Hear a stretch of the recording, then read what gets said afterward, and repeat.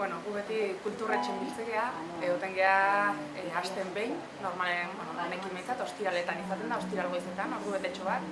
Eta izan daike kulturretxen izan beharren, erabakitzen bali badeu, goazen kafeterin batea, terrazan batea, eta euskaraz hitz egiten kafetxo bat hartuko deu, baita posible izatea. Eta euskaraz, kuestioa da euskaraz hitz egitea. Gaiak guk ekartzaiteu askotan, hasten zehar edo gertatzen diren gauzekin eta hori dena, horri buruz eitzen gara askotan. Gero gertatzen dena da askotan, igual zerbaitekin errabatzen balin bagea, erderaz nahi deula kontuatzen bazea, simplemente egiten duena da, esan, ez, hoi esan dezakezu beste era honetan, edo, da azken baten euskara hobetzea, besteik ez da, eta euskaraz hitz egiten. Eta giroa zoragarria da, lagun artea.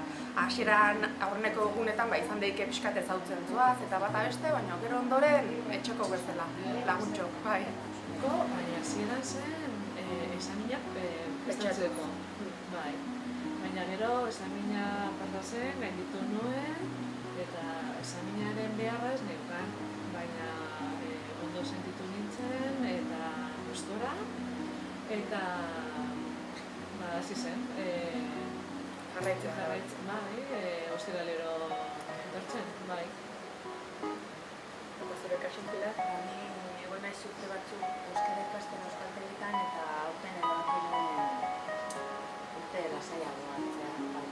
Baina zerbait egin nahi nuen eta hori, oinatortzea da modu bat euskaraz eskatzeko. Eta mintzalagunak zer eskaini dizu edo lagun euskaldun berriekia edo euskaraz hitz egiteko momentu bat edo zer da igual ikustu zuena? Niretzat euskaraz hitz egiteko momentu bat, bestela ni badakit ona ez banitz etorriko gehiago galduko nukela.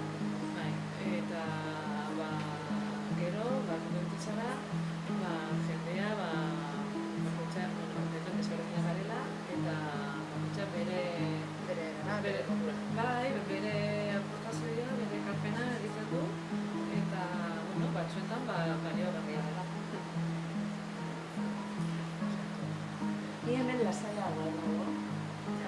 Nik uste dut hobeto hitz egiten dutela.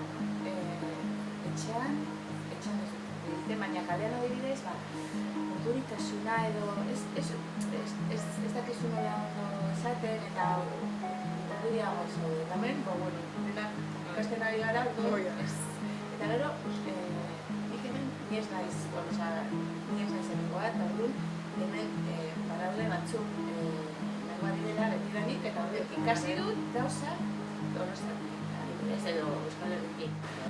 Eta lehen horrela zen, eta beti ez da izan horrela, eta kale hau ez, eta etxe hau, eta familia hau, eta beti Ikasi itxatzea baita.